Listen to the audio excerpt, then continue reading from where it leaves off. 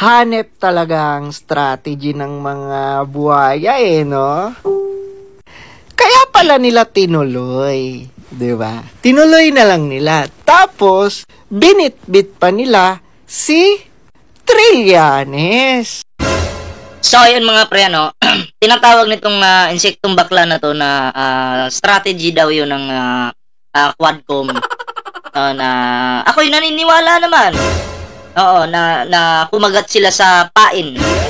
No? And then, ito sa akin pagkakaintindi ko dito, sa strategiya na to, parang sinasabi ng Quadcom na hindi cancel muna yung hearing, hindi pa kami handa. Then kinagat ni Digong para mag-angas siya, magyabang, para sabihin duwag yung Quadcom. And then yun pala, pinapapasok lang si Digong. No, pinapakagat lang. Yun yung nakikita ko diyan mga pre. And then sabi ko nga, si Digong, ano pala ito, mahina, no? Mahinang mag-isip, no? Talagang napakagat, 'di ba? Biglang kumagat sa strategy, 'di ba? So, yun, no? And then, sabi nga ng baklang ito, pinapunta daw si Trillanes. Alam mo, may karapatan naman talagang pumunta si Trillanes dyan. Kasi, parte siya, no, ng issue na yan. 'Di ba? At alam nyo naman na si Trillanes at Digong, meron talagang, si Trillanes dinidiin din ni Digong. So, ito si Trillanes, may pinaglalaban at may mga ebidensya siyang hawak, 'di ba? So ngayon, bakit kayo manggigigil? Mas maganda nga yan, mag-aarap-harap sila dyan sa Quadcom. At si Dilima nandyan, si Trillanes nandyan, mas maganda nga yan, magharap-harap sila dyan. Alam nyo kung bakit? Para magkaalaman. 'Di ba? Alam mo naman, si Digong, pag nagigipit, no? Iniiba yung style. Nagyayabang, mananapak para hindi mapukusan yung pinakaugat, yung pinaka-issue. 'Di ba? O ngayon, bakit manggigigil kayo diyan kung nandiyan si Trillanes? 'Di ba? Harapin ni Digong yung issue niya. Huwag siyang mamimersonal kasi kapag siya ay mamimersonal at mananakit, alam nyo, hindi po si Trillanes yung kawawa Ang kawawa po diyan si Digong. Tandaan nyo, hindi po si Trillanes ang magiging lugi dyan. Malakas pa po si Trillanes. Diba? Si Digong wala na. Pag wala ngang mag-angat sa kanya, magpatayo, wala na. Mahirapan na siya. Pag naglalakad nga, para ng uod. Diba? So wag tama na yung hangin, tama na yung bagyo. Kasi, sabi nga nila, umanda kayo kay Digong pag nandyan na yan sa Quadcom. Sabi ng bagyong Panelo. Nung nandyan sa Quadcom na, anong nangyari? Kay Abante pa nga lang, opening statement, panis na si Digong. Diba? So, yan ito po yung bibigyan natin na reaction ngayon. At, teka lang. Aba, umamin si Bacleta na to, na bayad daw siya ng 100,000. 100K, so isang video mamaya, ibibigyan natin ng reaksyon. At nagpakita pa siya ng pera. Grabe no, kapal talaga ng muka. So eto na, at bigyan po natin ito ng reaksyon. Galing. Kasi alam naman nila na pag bibit-bitin nila si Trillanes, magka-create lang yan ng gulo sino ba yung nanggugulo? Sino ba yung mahilig sa mananapak aambahan ka? Sino ba? Diba si Digong? Si Trillanes, nauna ba? Hindi. Nagsasabi lang si Trillanes kung ano yung totoo. Diba? Si Digong Pikon. Si Dilima nga aambahan nga Kababaeng tao, papatol ka. Kababaeng tao ni Dilima, papatulan ni Digong, sasaktan. Hindi po, si Dilima, nagpupokus lang sa issue, ganun din po si Trillanes, and then ganun din po sa Quadcom. Pero si Digong, wala personalan Nakakaawa yung ganung tao na puro personalan yung nasa isip. Wala pa ngang ICC, problemado ka na, Digong. Diba? Wala pa yung ICC, ha? Eh, paano pag may ICC na? Paano na yun? Partida, kapwa mo palang Pilipino, pikon ka na. Oh. Eh, paano pag ibang lahi na? Oh. Eh, di lalo kang sapul niyan. Lalo kang iiyak at mapipikon at subukan mong pukpukin yung ICC. Oh. Subukan mong sakalin. Subukan mong ibitin. Mamaya. KO. Ano ka, ma? KO. Oh. Magpo-provoke lang yang si Trillanes. Para mainis si Tatay Digong. Alam mo, nasa sa inyo na yan kung may inis kayo hindi. 'Di ba? Nasa sa inyo na yan kung kaya mong kontrolin yung sarili mo, nasa sayo yan. O kung mabubuisit ka at mananapak ka, nasa sayo yan. Gawin mo. KO. Kunyari lang, mananapak si Digong eh. Pero nasa utak, pigilan nyo ako. Ano yun? Di ko maintindihan. KO. Matapang tapos gusto magpapigil? Orchestrated lahat. Alam mo bang may kaso ka kay Trillanes? Kumusta? Update mo naman kami. Diba? Kung anong nangyari sa kaso mo. Ongoing pa ba? Or tagilid ka na? Nako, ito po sa hindi po nakakaalam. May kaso po ito kay Trillanes. Sino ba yung kinasuhan? Si Bayad Bay, ito, at marami pang iba. Ito po yung kasagsagan yata ito ng paghuli kay Kibuloy noon. Yun. Update mo naman kami sa kaso mo. Ito naman, ayaw mo naman mag-share. KO. Kaya pala gigil ito eh. Gigil na gigil kay Trillanes.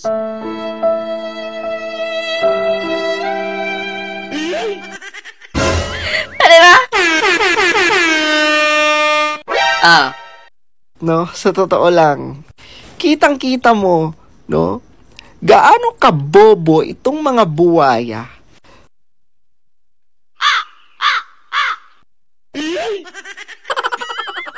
So, ibig sabihin, bobo si Sara Duterte. Kasi, buhaya yung pinag-uusapan natin dito eh. Bobo ang idol mo. Bobo si Sara. Kasi usapang buhaya, di ba? So, ganun ba? Well, ako'y naniniwala dyan. Buhaya din si Sara eh. Tapos, eto pa yung matindi, masingit ko lang si Sara. Duda ko parang ma-approvean yata yung 600 million ba yon na budget na pinag-uusapan nila dyan sa Senado. Eto sabi ng mga didishits, para naman daw makapagtrabaho si Sara, bigyan ng budget. Sabi ng mga tanga. Eto na lang hindi ka nga makapagtrabaho ng simpleng trabaho lang. Abay, kailangan pa ng budget na malalaki? O malaki ang budget para lang makagalaw, ganon? Si Leni Robredo nga eh. Lumulusong sa baha, sarili niya, yung kapital niya. Sarili niya, yung ginagamit niya sa pagtulong sa mga binabaha. Nandun siya. Kayang-kaya rin gawin ni Sara yan kahit wala pang budget. Kahit walang budget. Or kung ano lang yung available sa kanila, yun yung itutulong. Diba? Trabaho yun. Pagsisilbi sa bansa yun. Pero nangyari?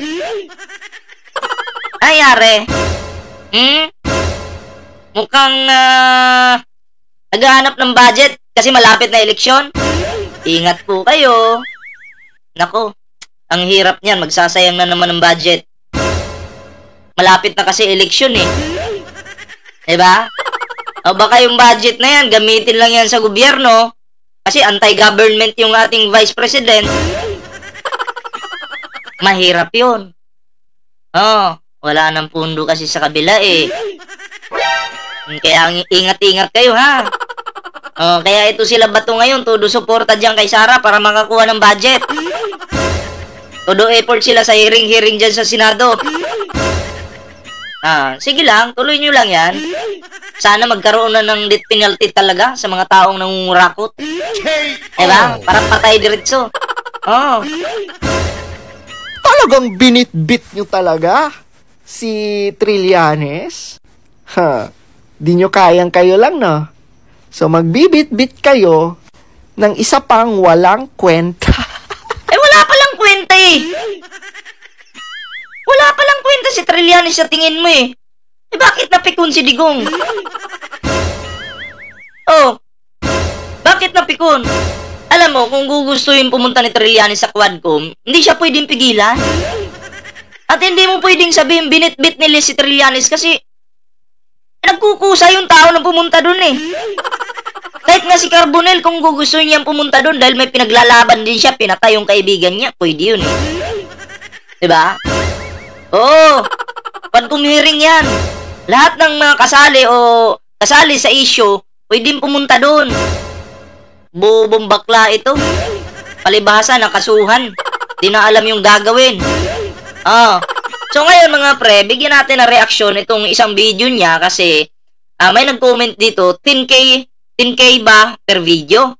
And then inamin niya dito na hindi naman daw 10K per video. 100K daw. So tumutugma doon sa 100K na issue na binabayad sa mga vlogger. Diba? Tumutugma. Oo. Eto na.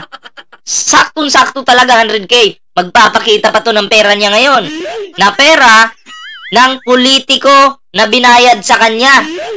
Kasi expert siya sa paninira kaya binabayaran. Kaya pala to do effort. Bayad eh. Ayan tayo eh. Diba? Ito po, bigyan po natin ng reaksyon. Babasahin niya to. Sabi niya, 10K ba per video? Mali ka. Maraming 10K to. Bilangin ko. Ito oh. So, diba? To satisfy you, 100K.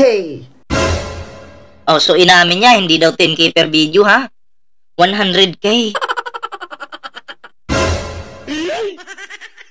Kaya pala nag-e-effort. Kaya pala ginagalingan ni bakla. 100K pala ang bayad sa kanya. Yan. Alam nyo na ngayon kung sino yung bayaran. Alam nyo na kung sino yung bayad ng laos na politiko. Wag na tayo magtaka. Wag na po na tayo magtaka. Alam nyo kung bakit? Diyan sa kabila, yung leader nila namimigay ng sobre yan. Itong mga kulangot na to, medyo kahit pa paano may nanonood sa kanila sa TikTok.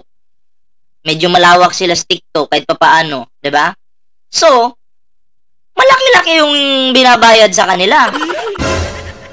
Kasi tandaan po natin, ang sabik po sa kapangyarihan, no, at nakatikim ng kapangyarihan, no, maglalawa yan. At nanaisin niyang makabalik ulit sa kapangyarihan. Kasi natikman nila yung sarap nung nandun pa sila sa taas. Diba? Kaya gagawin nila yung lahat. Babayaran kita. Ito, manira ka lang. Sirain natin yung administrasyon na yan. Pabagsakin natin yan. Total, malawak ka naman sa TikTok eh. Sige, pabagsakin natin yan. Kasi sila ay Mga bobo! sabik sa kapangyarihan eh. Kaya tingnan mo, inamin din ni bakla. Per video. Tuwan-tuwang animal. Yan ba yung may pagmamahal sa bansa? May pagmamahal sa bansa yan? Yung ganyang klaseng bayaran? Ha? Kami dito, ang nagbabayad sa amin si YouTube lang. Pero kayo dyan, tingnan nyo. Pinapakita nyo pa yung bayad sa inyo. Diba? Klarong-klaro po yan. Siya po ang nagsasalita ha. Binibigyan ko lang ng reaksyon. Okay? At inamin niya naman, kasi may nag-comment dyan, 10K ba per videos? Sabi naman niya, hindi, 100K. 100K ito, maraming 10K ito. KO. So, inamin niya. 'Di ba? Pag-amin po yun, kung iintindihin po natin, ha? Kaya, wag yung isisi sa amin, na sasabihin nyo, kami yung dito, kami yung nababayaran dito, no? Kami yung bayad. Ay, hindi po kami ganun, no? Kami ay may sariling diskarte, no? Siguro si YouTube, kung sasabihin nyo, si Facebook at YouTube, bayad talaga kami niyan. Kasi sa ayaw at sa gusto mo, basta monetize ka, bayad ka talaga niyan. Diba? So, sino yung kumakapit sa atin ngayon, sa mga politiko? Sino? Diba kayo dyan? Halos lahat naman dyan sa kabila eh. Lalo na itong mga bayaderos na to. Sila po, number 1 yan. Sila yung may pinakamalaking bayad dyan. Sa bayaderos. Klarong-klaro po yan. Tiba-tiba po sila ngayon dahil monthly po nakakatanggap sila ng bayad. Diba? Bayad po sila para atakihin lang ang gobyernong ito. Kasi sila yung mga aso ng mga dutae at Nikibuloy. Aso-aso lang sila eh. Kaya kunyari, concern sila sa bansa natin, wala pong ganun. Isang malaking kalukuhan po yan. Isang malaking katangahan. Diba? Wag nyo kaming babaliktarin. Kami nagsasalita kami dito. Sino yung amo namin? Sarili namin. At yung Pangulo ng Pilipinas na si Pangulong Bongbong Marcos, walang inutos yan sa amin na banatan kayo dyan. Sarili namin diskarte to dahil may initiative kami. At kung sasabihin nyo, pinagkakakitaan namin yung mga Duterte, totoo naman. Pinagkakakitaan ko talaga dahil kumikita naman ako sa YouTube ko. Ang sarap kayang pagkakakitaan nitong mga Duterte. At least yung mga sinasabi namin dito, katotohanan. Walang paninira dito. Sige, maglabas kayo ng paninira namin, meron ba? Ginawan ba namin sila ng peking pulburon video? Meron ba? Sige nga. Meron ba? Ilabas nyo. Kayo naman kasi mga sinungaling kayo eh. 'Di ba? Kami, nagde-defend lang kami sa Pangulo. Kasi hindi po basta-basta ang trabaho na ginagawa ng ating mahal na Pangulo tapos sisiraan nyo pa. Imagine buong bansa. Buong bansa. Tinitingnan niya ng Pangulo tapos maninira pa kayo? Yan ba? Alam nyo, dapat may pagkakaisa tayo, pero kung mga ganyan, mga sira na yung utak nyo, ay may hirap na makipagkaisa sa mga ganyan. Hindi na talaga dapat. At dyan na lang kayo, magstay na lang kayo dyan. At kami, dito rin kami. Dito na lang kami. Mga ulol pala kayo eh. Mga inutil pala kayo eh. Kita nyo to? Tuwan-tuwa ang bayo to. Ang bakla, tuwan-tuwa. Tuwan-tuwa ang bakla, Kasi, bayad siya. Diba? Binayaran siya ng inyong vice president. Mahilig mamigay ng sobre. Kaya pala palaging binibida yung mga dutae, tatay niya. Naming tatay, ganito, ganyan. Ibalik ninyo si tatay. Di, ibalik nyo. Anong paki namin? Ibalik nyo kung kaya nyo. Hindi nyo na kailangan magkukuda pa dyan kung gusto nyong ibalik yung tatay ninyong ulyanin. At hindi na makapaglakad. Kung gusto nyo, dalhin yung sa Malacanang, ibalik nyo. Ewan ko lang kung makapasok yan dun. Gusto nyo, diba? Wag na kayong magsigaw-sigaw pa dyan na ibalik si tatay, digong. Ibalik nyo. Tapos ang usapan. Diba? Ay, nako, ang dami talagang tangat bobo ngayon. Anyway, yun lang po yung ating video ngayon. Huwag kalimutang mag-like, share, at subscribe sa ating munting YouTube channel. Ayan, at meron din po tayong dito, meron din tayong Facebook. Ayan, wag po kalimutang i-follow yung ating Facebook page. Ayan. Ballpoint Man 2.0. Syempre, share po natin ang video na to. Maraming salamat sa mga bagong subscriber po natin. Yan salamat po sa inyong lahat. Okay, so yun lang guys. At kayo, anong masasabi nyo sa pagiging bayaran ng baklang ito? Inamin naman niya Comment down below. So yun lang guys. Ingat-ingat. Bye-bye.